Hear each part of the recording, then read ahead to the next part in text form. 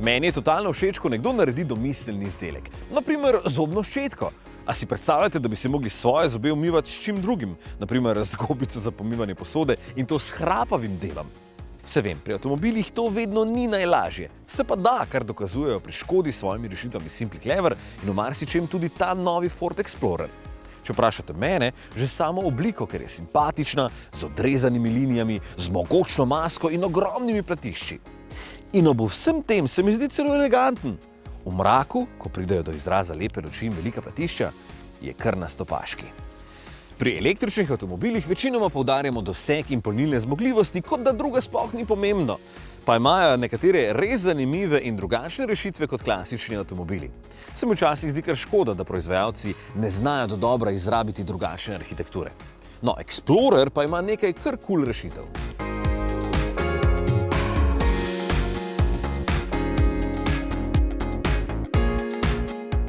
Prvi je notranjost.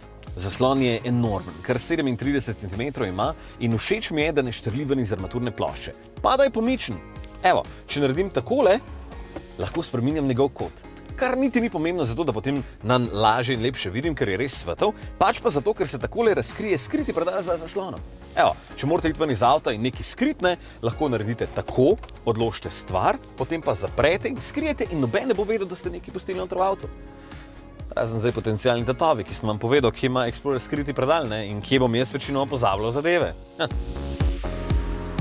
Tole je druga kul stvar, čeprav Explorer ni prvi, ki uporablja ta trik.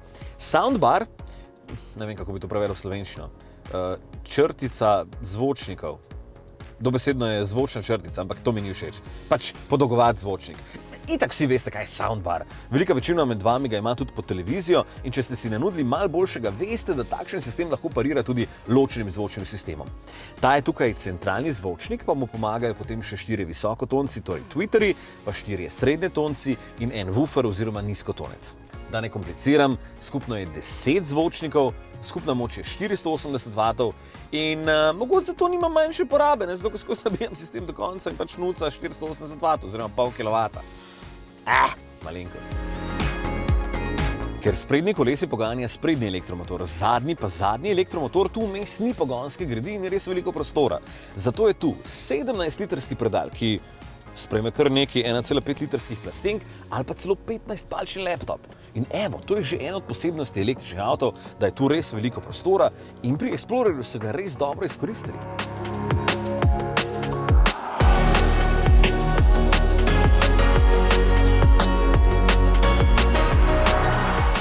Že v testu sem povedal, da ima Explorer v osnovi pogon na zadnji kolesi in en elektromotor, tale pa je najmočnejši 4-kolesnim pogonom in ima 2 elektromotorja.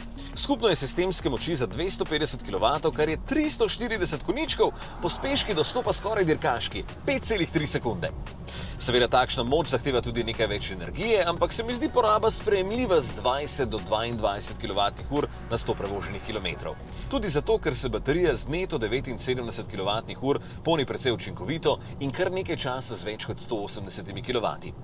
Ford pravi, da se od 10 do 80% napolni v 25 minutah, torej če boste našli dovolj zmogljivo polnilnico, ne bo hudega.